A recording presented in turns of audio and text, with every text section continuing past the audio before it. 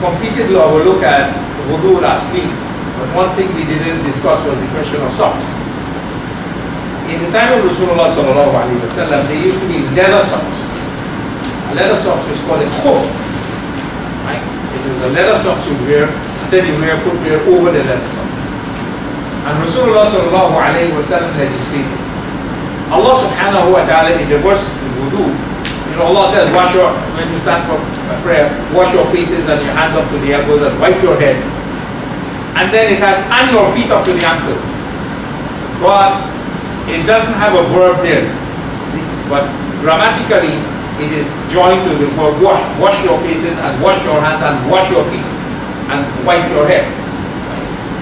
But Rasulullah sallallahu alayhi wa sallam legislated that if you are wearing a leather socks, if you wear it, if you put it on when you are in a state of tahar, then when your wudu is nullified, you don't need to take it off and wash your feet.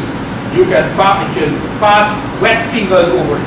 The method recommended by the Hanafi school of law is that you draw lines, you draw lines on top.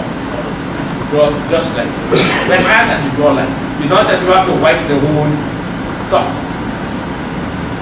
And if you are a traveler, then the length of time you're permitted to do this is 72 hours from the time your wudu is nullified. So if you put on this leather socks, let us say at Fajr time, but your wudu is nullified at 10 o'clock in the morning.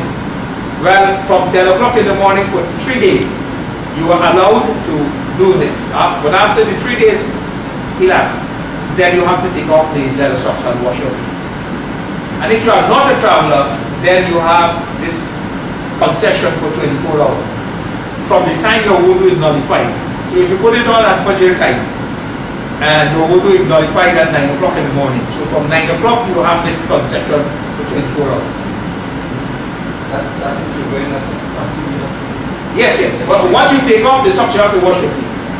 If you perform wudu and you have wiped on the leather socks, and then you take off the leather socks, you're still in a state of wudu, but you take off the leather socks, but then you have to wash your feet. Otherwise your wudu will be incomplete. So this was the khuf, leather socks.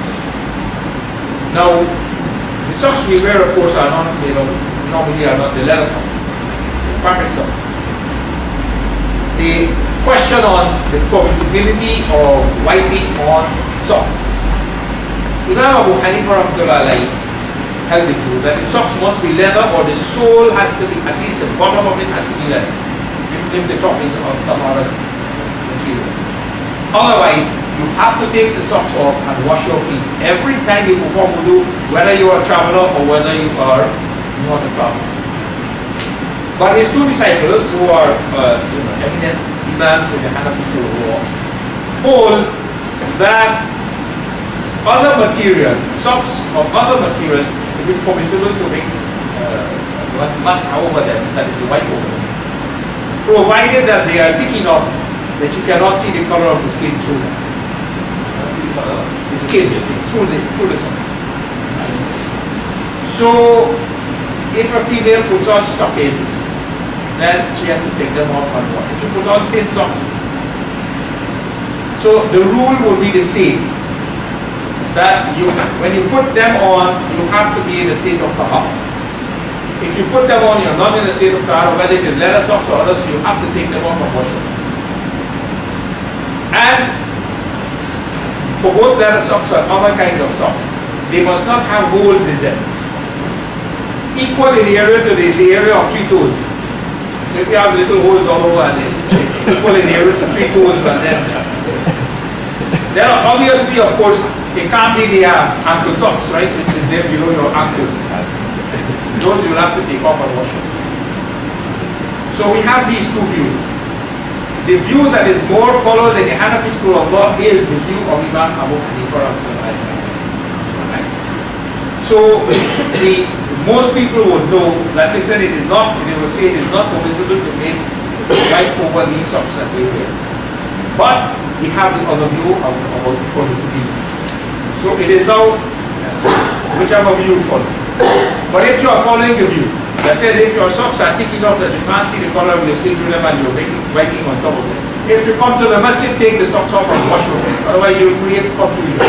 Because you'll be making wudu there and there'll be somebody sitting on the side who will this wudu is not complete. And then if you have to go lead the salah, they'll say, I can't pray behind you because your wudu is not complete and so on. Right?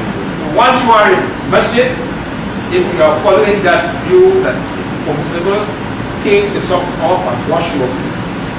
In public, do not create confusion, unnecessary confusion. But if you are following that view, that if you are in the aircraft, when you go to the wudu in the washroom that they have in the aircraft, you know the washrooms are very small. So if you have people of my size, you could hardly turn around on the side. If you have to wash your feet inside there, it's a little difficult. Of course, when you are in the ihram, you have to wash your feet. You have to wash your feet. Now, when people make wudu at the sink, they put their feet in the sink. But when you are in the plane, you can't. So you have two options. Two options. One is you close the toilet, you can stand on top of the toilet bowl, the bowl and put your foot in the sink and wash it. One option. Second option, get a container with water and put your foot over the toilet bowl and wash it. Right? So you have two options of washing your feet there. But, again, if you are thin and it's easy to maneuver inside those places, you're like difficult to maneuver inside there, right? So we have these two views on the question of the soul. Now we come to ghusl. Now Allah subhanahu wa ta'ala says in the verse we looked at in Surah Al-Ma'idah, يَا أَيُّهَا الَّذِينَ آمَنُوا إِذَا قُمْتُمْ إِلَى الصَّلَاةِ فَاغْسِلُوا وُجُوهَكُمْ وَأَيْدِيَكُمْ إِلَى الْمَرَافِقِ. O you who believe, when you stand for salat, wash your faces and your hands up to the elbows and wipe your heads and wash your feet up to the ankles. وَإِن كُنْتُمْ جُنُبًا فَطَهَّرُوا. And if you are in a state of janaba, then purify yourself. Allah subhanahu wa ta'ala didn't mention, just said state of janaba, purify yourself. Didn't mention any detail. In Surah Al-Nisa, Surah number 4, verse number 43, where Allah says, do not approach salat when you are intoxicated. The verse goes on, وَلَا جُنُبًا إِلَّا عَابِرِي سَبِيلٍ. And do not approach salat, that is when you are in state of janaba, except if you are traveling. حَتَّى تَغْتَسِلُوا, until you perform ghusl. And the word تَغْتَسِلُوا is mentioned. Right? It is 4 verse 43. So ghusl. So now we saw there are two states of impurity, hadath and janaba. From hadath we perform wudu to enter the state of tahara. From janaba we have to perform ghusl to enter the state of tahara. And remember, tahara is a prerequisite for salah. So if the state of tahara is not entered into, then the salah is invalid. So the state, when is ghusl compulsory? That is, you enter the state of tahara. There are 4 situations on the basis of which people enter the state of janaba. 2 of them are particular to females, and the other 2 is females. The 2 that are particular to females are haid and nifas. Haid is menstrual period, bleeding after monthly period. And nifas is bleeding after childbirth.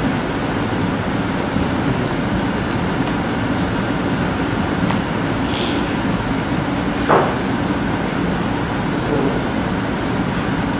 janaba.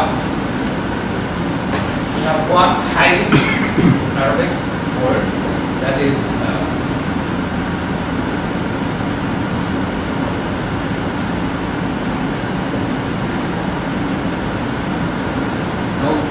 the law says minimum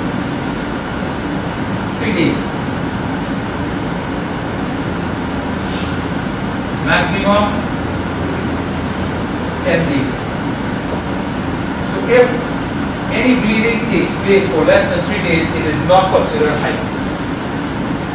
If bleeding takes place for more than 10 days, after 10 days, the person will perform ghusl and perform salat. They no longer in the state. It's not haid anymore.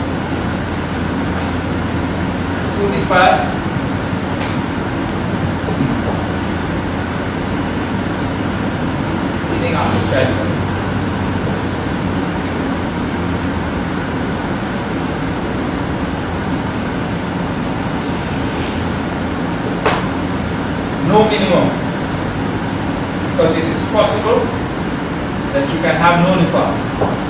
Maximum 40 days. If bleeding continues after 40 days, the female will perform ghusl and perform salat, etc.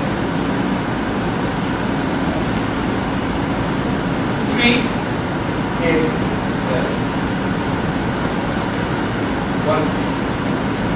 the books of fiqh state that mani, which is normally translated as semen, they have mani of males and mani of females. Right? So ejaculation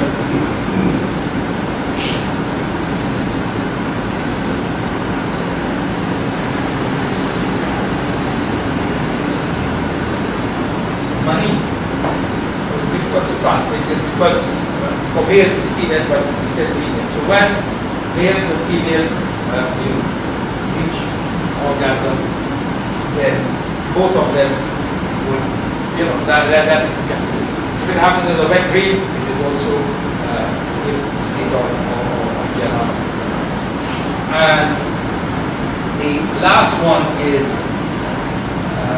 we have to mention in detail so that we get the explicitly penetration of the female by the male. We saw that if the male and female private parts come into physical contact, the wudu is nullified when they come to physical contact.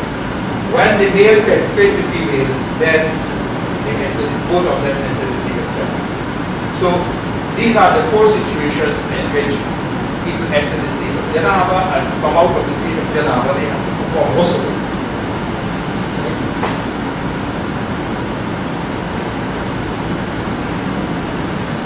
And for ghusl to be valid, there are 3 things that are formed.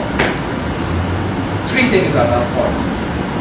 One is madmada, rinsing of the mouth is formed. The second is istinja, sniffing water into the nostril. And the third is washing the whole body from the top of the head to the bottom of the feet. Washing the whole body. Well, once is what is formed. So this is the form. So if you go and stand up under a shower and you wash your whole self, but you didn't rinse your mouth or you didn't sniff water into the nostril, your ghusl is incomplete.